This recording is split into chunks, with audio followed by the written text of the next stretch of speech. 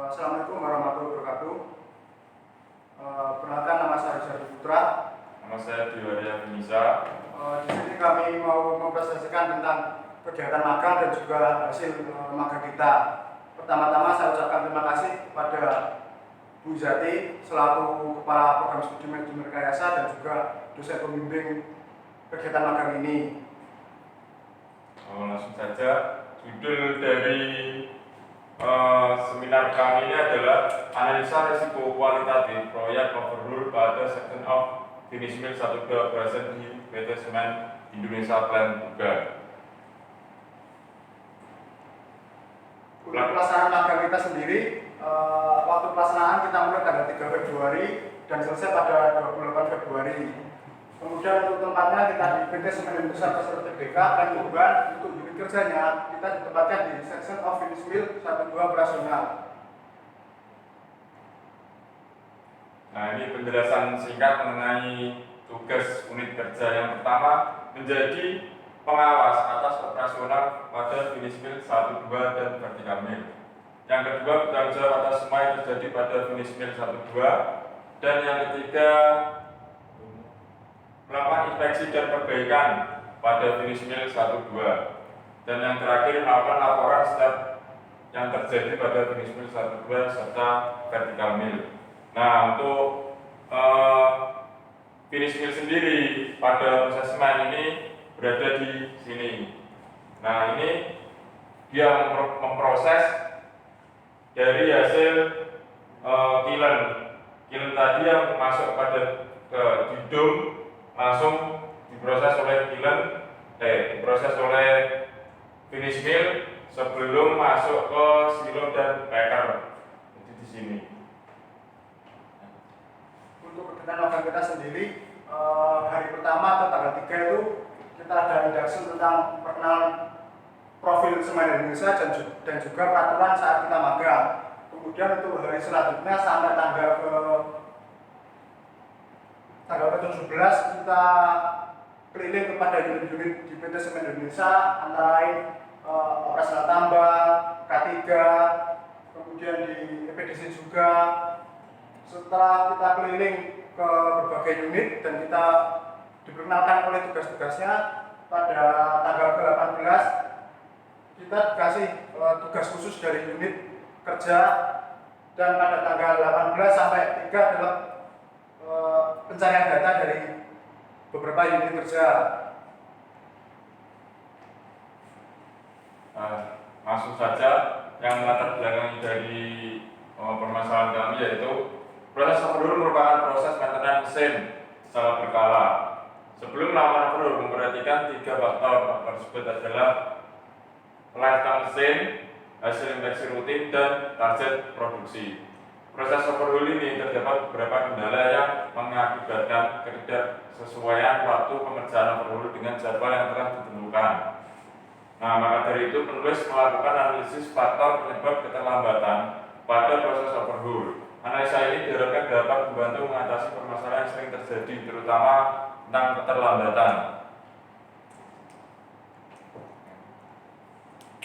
Untuk masalahnya sendiri, bagaimana proses overhaul sebelum memasuki proses pengerjaan, kemudian apa saja resiko-resiko yang dihadapi saat overhaul, bagaimana tingkatan resiko yang terjadi pada saat overhaul, dan juga bagaimana solusi untuk meminimalisir resiko yang mungkin terjadi saat overhaul.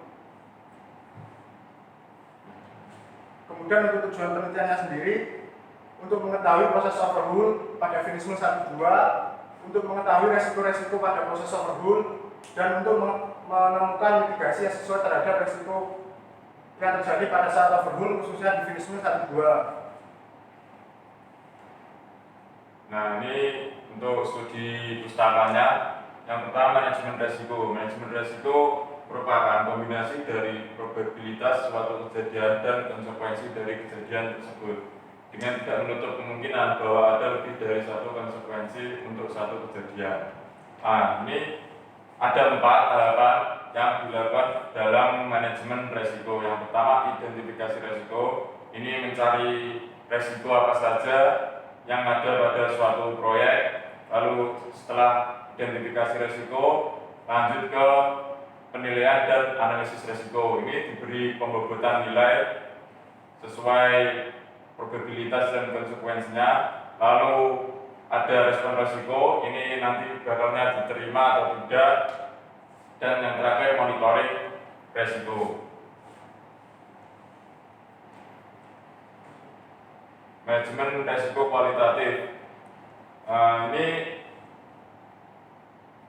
ada dua faktor yang mempengaruhi penilaian dalam manajemen risiko kualitatif, yaitu yang pertama probability, adalah kemungkinan terjadinya risiko tersebut dan frekuensi kejadian. Yang kedua konsekuensi, yaitu ukuran dampak dari kejadian risiko tersebut. Nah, ini rumusnya. Nah, frekuensi dan konsekuensi ini ada skalanya masing-masing, yang ini frekuensi, yang ini konsekuensi. Masing-masing memiliki 5 skala atau tingkatan. Ini dari frekuensi ini dilihat ada 5. Yang pertama sangat sering, kadang-kadang, jarang, dan sangat jarang. Sedangkan di konsekuensi itu ada sangat besar, sedang, kecil, dan sangat kecil. Untuk matriks penilaian risiko sendiri, setelah dilakukan penilaian terhadap frekuensi dan setelah didapatkan frekuensi dan konsekuensinya, maka akan dimasukkan ke dalam matriks, nanti menentukan bagaimana risiko itu masuk ke dalam tingkatan yang besar atau dapat diterima. Untuk resiko yang paling besar itu mungkin tidak dapat diterima dan harus dihilangkan atau tidak boleh terjadi. Kemudian untuk yang paling kecil adalah resiko itu dapat diabaikan atau tidak perlu dipertimbangkan lagi. Untuk metode penelitian ini itu yang pertama identifikasi masalah, atau kita mendata resiko-resiko apa aja yang mungkin terjadi. Kemudian kita lakukan studi literatur atau pengambilan data tentang bagaimana sih overview itu, kemudian bagaimana proses manajemen risiko dalam penilaian sebuah risiko.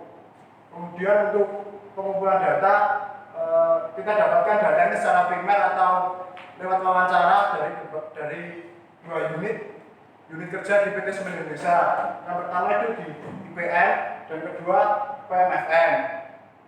Kemudian setelah dapatkan data atau resiko-resikonya, kita lakukan pengolahan data atau pembuatan daftar resiko, kita list dengan rapi, kemudian dilakukan penilaian tingkatan pada resiko yang mungkin terjadi. Kemudian setelah di list, kita dapat menganalisa dan merekomendasikan mana tingkatan yang paling besar dan mana tingkatan yang paling kecil. Kemudian bisa disimpulkan dan diberikan saran. Nah, pada tahap identifikasi resiko ini kami mendapatkan 5 resiko, di mana 3 resiko ini terjadi pada saat sebelum pelaksanaan proyek, yaitu saat perencanaan proyek, dan yang berkode B ini saat pelaksanaan proyek. Nah, resiko tersebut, semua resiko tersebut secara garis besar memberikan dampak, yaitu molornya jadwal atau keterlambatan dan tidak sesuai dengan schedule yang telah disusun di awal. Nah, resiko tersebut diantaranya kesalahan saat mendata kerusakan saat infeksi. Yang kedua, perencanaan terlalu lama dari setiap unit. Yang ketiga, jadwal pada tiap unit banyak terjadi tabrakan. Nah, ini menyebabkan penyesuaian tiap-tiap unit pada jadwal baru yang telah ditetapkan oleh IPM. Lalu berikutnya ada kemampuan pekerja dari pihak kedua tidak memenuhi syarat yang telah ditentukan pihak overall. Lalu ada jumlah pekerja dari pihak kedua yang datang tidak sesuai dengan janjian awal. Dan yang terakhir, pekerjaan yang dilakukan oleh pihak kedua tidak sesuai dengan target yang telah ditentukan.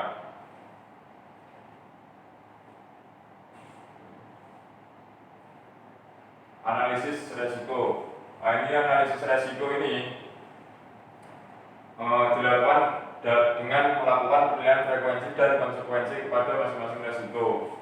Nah, ini datanya untuk frekuensi dan konsekuensi ini didasarkan pada hasil wawancara kami dengan pihak yang bertanggung jawab dan terlibat langsung atas proses overhaul pada Finispil 12. Nah, ini nilai frekuensi dan konsekuensi ini didasarkan pada tabel yang ada di depan tadi. Terus, setelah dimasukkan ke dalam rumus frekuensi dan konsekuensi, maka didapatkan ring atau dimasukkan dalam matrik resiko, di mana semua resiko yang telah kita identifikasi itu masuk kepada tingkatan masih sangat jarang dan juga sering, atau semua resiko yang kita list tadi itu masih belum masuk ke tingkatan yang tinggi, atau resiko itu masih bisa diterima. Nah, kesimpulan yang didapat dari program magang kami ini adalah yang pertama, resiko yang ada dalam proyek overhaul masih dapat diterima dikarenakan tidak memberikan dampak yang signifikan pada berlangsungnya proyek. Yang kedua, overhaul yang dilakukan pada unit Finispil 12 sudah sangat terstruktur. Nah, berikutnya yaitu saran yang dapat diberikan dari kegiatan magang ini adalah perlu dilakukan analisa lebih lanjut mengingat data yang penulis dapatkan hanya dari data wawancara saja. Yang kedua, perlu koordinasi lebih baik pada setiap unit yang berpartisipasi pada proyek overhaul agar pekerjaan dapat sesuai jadwal. Dan yang terakhir, perlu diperketat lagi dalam pemilihan pihak kedua agar tidak terjadi kesalahpahaman antar belah pihak. Cukup sekian dari presentasi kami.